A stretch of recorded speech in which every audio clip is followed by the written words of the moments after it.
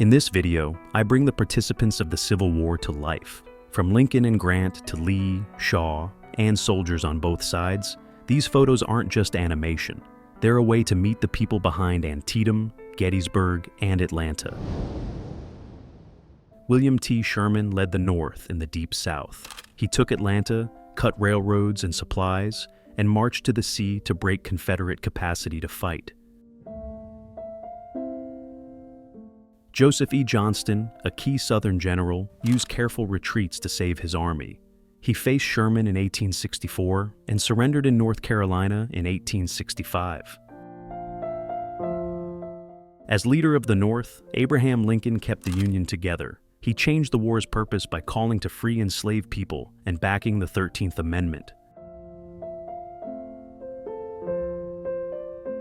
As Confederate president, Jefferson Davis tried to build a nation during war. He chose generals like Lee, managed shortages, and struggled with states' rights that limited his control. Ulysses S. Grant, leading the North's armies, won in the West and then everywhere. He took Vicksburg, coordinated all fronts, and accepted Lee's surrender at Appomattox. Robert E. Lee commanded the South's main army in Virginia. He won early battles, failed at Gettysburg, and finally surrendered to Grant in 1865. George G. Meade took command days before Gettysburg and won. He then served under Grant through the Overland and Petersburg campaigns for the North. James Longstreet, Lee's trusted corps leader, favored strong defenses. He was crucial at Second Manassas, Antietam, and Chickamauga for the South. Joseph Hooker rebuilt the Union Army of the Potomac's morale and staff work. He lost to Lee at Chancellorsville and was replaced.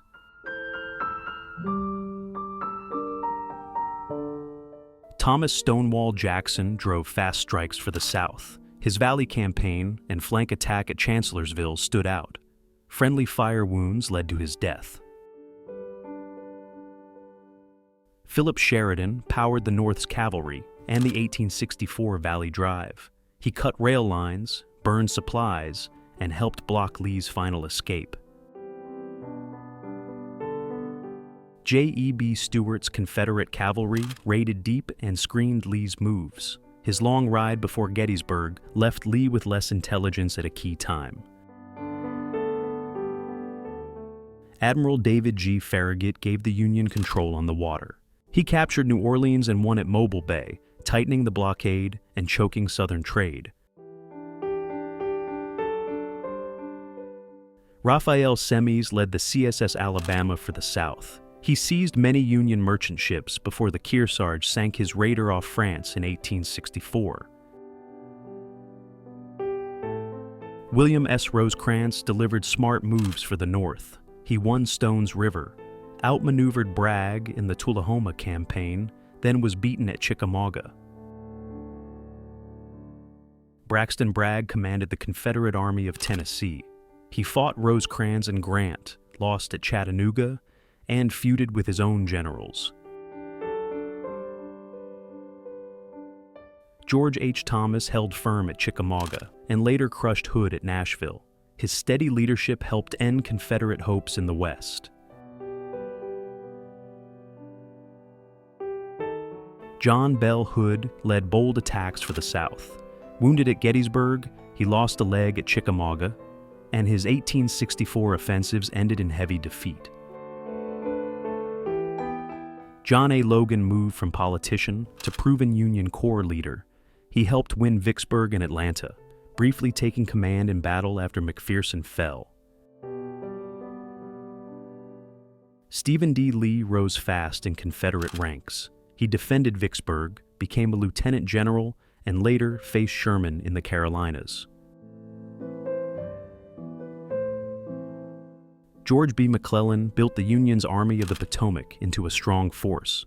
His caution on the peninsula and after Antietam led to removal.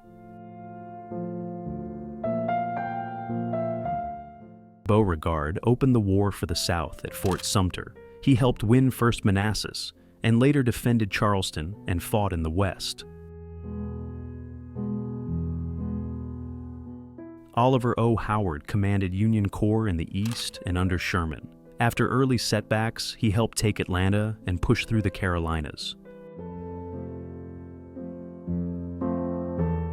Richard S. Ewell took over Jackson's old corps for the South. He fought at Gettysburg and in 1864 and was captured at Sailor's Creek. Ambrose Burnside led the Union at Fredericksburg, where losses were severe. He later held Knoxville and led Nissi Corps at Petersburg.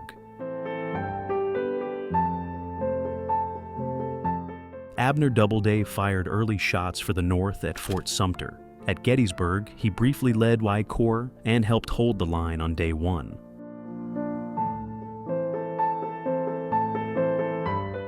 George E. Pickett is tied to the failed charge at Gettysburg for the South. His division took heavy losses. He fought on through the last year. As Lincoln's war secretary, Edwin M. Stanton drove speed and supply for the North. He used the telegraph, backed Grant, and kept pressure until victory.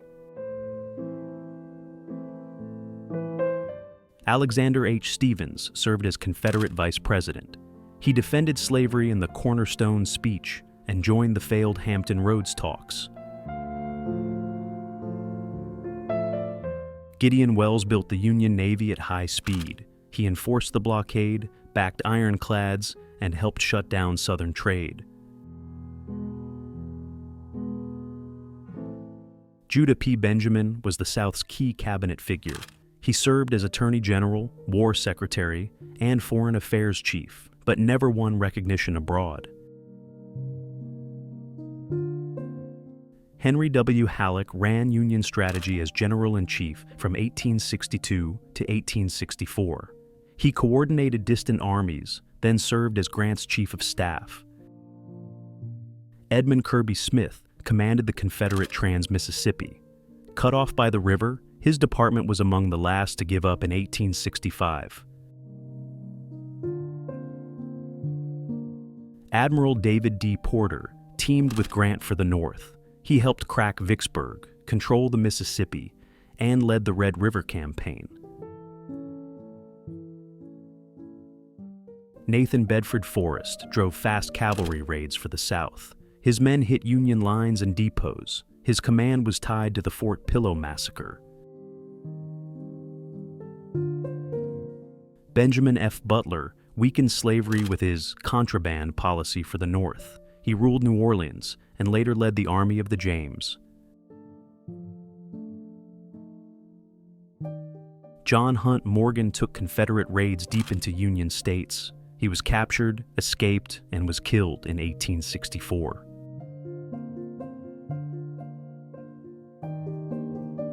John Pope scored an early Union win at Island No. 10. Moved east, he was beaten by Lee and Jackson at Second Bull Run.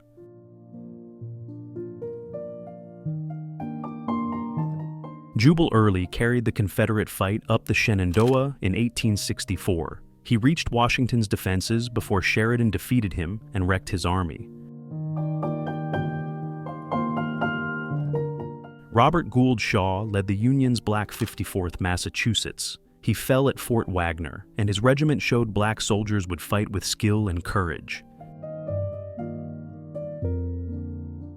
John S. Mosby's Rangers hit quick and vanished for the South. Their raids in Virginia tied down Union troops far from main fronts.